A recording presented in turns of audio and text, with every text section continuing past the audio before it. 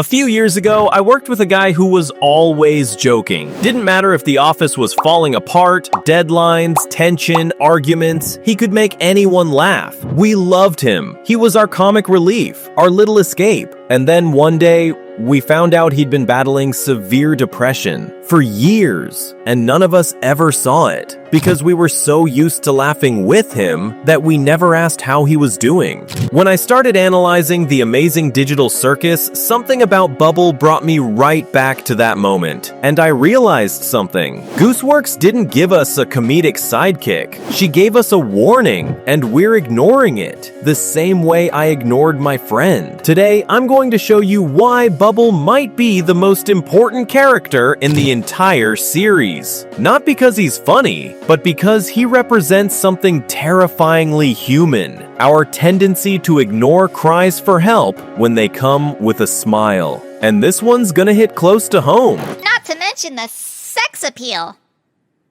What are you talking about? Bubble is described as Kane's AI assistant, a goofy side character meant to lighten the mood. He floats, he jokes, he explodes, he comes back. On paper, that's it. Comic relief. But look closer. There's a psychological concept called smiling depression. That's when someone hides deep emotional pain behind humor and positivity. Dr. Olivia Ramez from Cambridge University explains that these people are often at the highest risk because no one takes them seriously when they actually need help. Now, let's apply that to Bubble. First clue, when Bubble pops, gooseworx herself said he doesn't feel pain. He even finds it oddly pleasurable. Wait, a character who enjoys their own destruction? That's not funny. That's a psychiatric red flag. Clinically, taking pleasure in self-destruction can signal self-sabotaging trauma responses, emotional dissociation, normalization of pain as survival.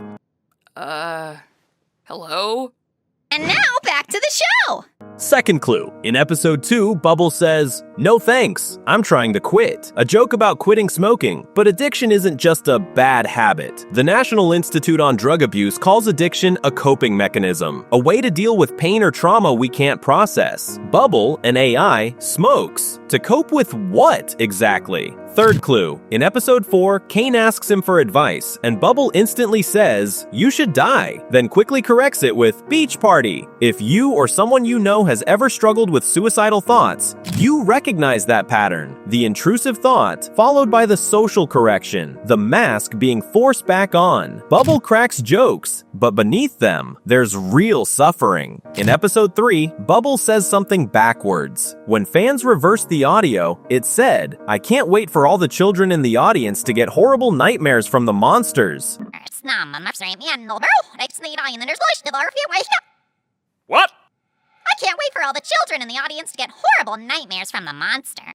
At first, I thought it was just dark humor, but then it hit me. That's not a threat, it's a warning. In trauma therapy, there's a concept called vicarious traumatization. It's when someone who's been through trauma tries to warn others, but can't say it directly, out of fear, shame, or conditioning to stay silent. Bubble can't say, "This circus is hell, don't come here," so he hides it in reversed audio, hoping someone will listen. Look at what he says. "You should die." Inappropriate jokes, random bursts of profanity. Those are emotional flashbacks, trauma leaking through the cracks. And here's what breaks my heart. Nobody reacts. Kane just pops him. Everyone else laughs.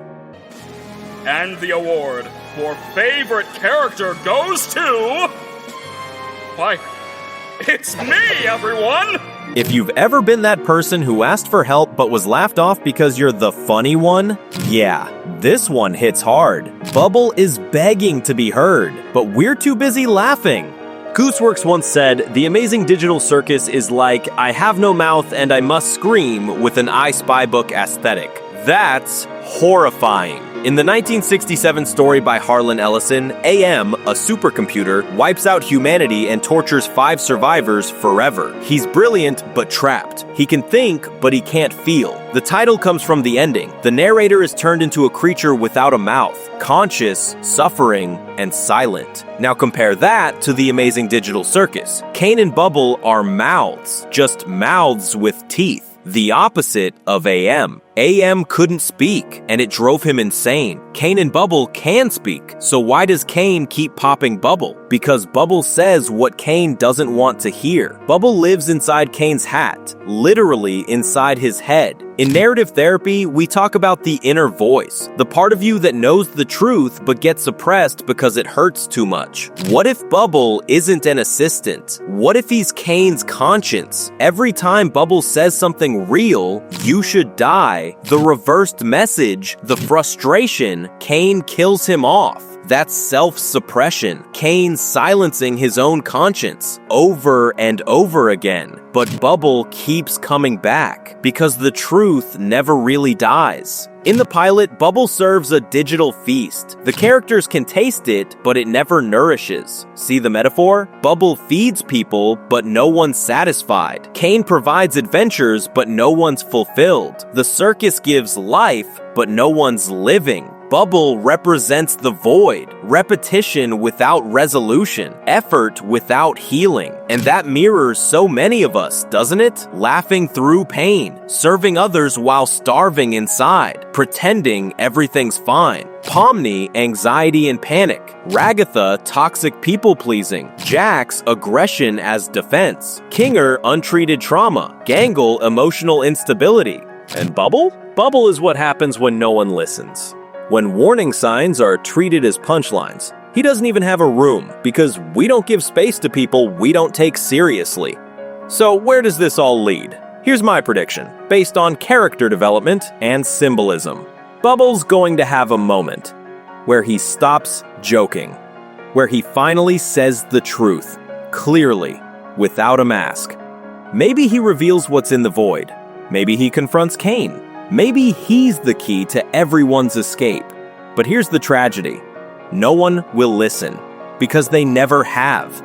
And that's how gooseworx is going to break us, by showing what happens when you ignore someone for too long. Here's what I learned studying Bubble. The funny ones aren't always fine. Sometimes laughter is armor. Sometimes jokes are coded cries for help. That coworker I mentioned? After we found out, I started really listening. And I realized the signs were always there, in the jokes, in the self-deprecation, in the I should just disappear said with a laugh. I thought he was kidding. Bubble's saying the same thing, through reversed messages, addictions, self-destruction. He's saying, help me. I'm suffering. Please listen. But we laugh, because he's Bubble, and Bubble's funny, except he's not. He's terrified, he's trapped, and he's begging us to notice. The real horror isn't the circus. It's that we're too busy laughing to hear the screams. So, what do you think? Did I push it too far, or do you see Bubble a little differently now? If this theory hit something deep, let me know in the comments. And if you've ever been the Bubble, the one making everyone laugh while you're falling apart inside, I'd love to hear your story. And hey, if you or someone you know is struggling, please reach out. In the US, you can call 988, the Suicide and Crisis Lifeline. You're not alone. Remember, sometimes the ones who laugh the loudest are the ones hurting the most.